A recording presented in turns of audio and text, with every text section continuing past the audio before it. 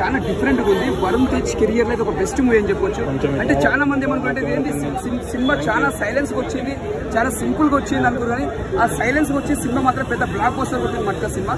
అంటే చాలా మంది కూడా వాళ్ళకి తెలియకుండా రిలీజ్ చేసేసే సినిమా, కానీ ఆ సినిమా ఎంత సైలెన్స్ గా వచ్చిందో అంత సినిమా బ్లాక్ బస్టర్ కొట్టి చూపించింది. సినిమా కొంచెం డిఫరెంట్ ఉంది. అంటే ఆయన పెద్దల కూడా సినిమా తీసుకున్నా కూడా దానిలో ఎలా యాక్టింగ్ చేసిందో దానికంటే డబుల్ చేసి, అంటే ఇలా ఒక 3 పాత్రలు చేసి, ఒక అమాయకం పాత్ర ఉంటుంది, ఒకటి సాఫ్ట్ క్యారెక్టర్ ఉంటుంది, ఒకటి హీరోయిజం క్యారెక్టర్, 3 క్యారెక్టర్లు చేసిన 3 క్యారెక్టర్ కూడా బాగా పండించింది. అంటే ఎక్కడ కూడా బోరింగ్ లేకుండా చాలా బాగా చేసిండు.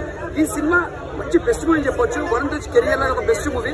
ఇంకోటి మనం లాస్ట్ టైం చూసుకున్న మ్యూజిక్, స్క్రీన్ ప్లే కానీ, డైరెక్షన్ కానీ ప్రతిదీ చూసి మనం ఎంజాయ్ చేస్తాం.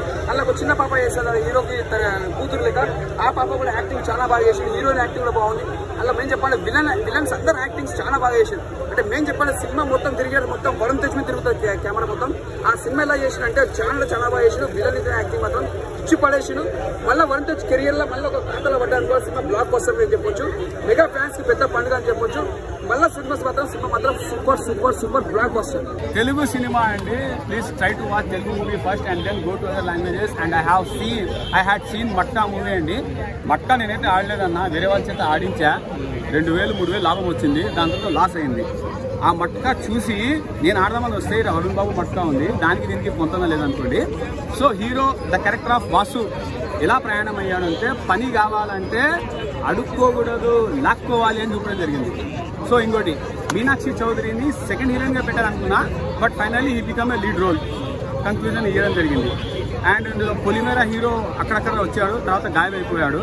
సో డైలాగ్ ఏముంటుందంటే, ఏ బొగ్గులైతే అమ్ముతామో అదే బొగ్గులో మన షుగర్ అమ్ముకోవాల్సి వస్తుంది అంటే, అవతల ఎదుగుతే మనం ఈ పని అని చెప్పేసి డైలాగ్ కన్వర్జేషన్ హీరో.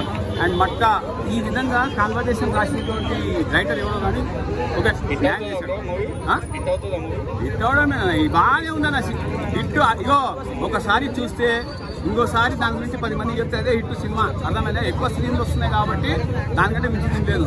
మూవీలో మిస్టేక్స్ ఆల్రెడీ ఉన్నాయి, ఇంకా మళ్ళీ నువ్వు దాని గురించి.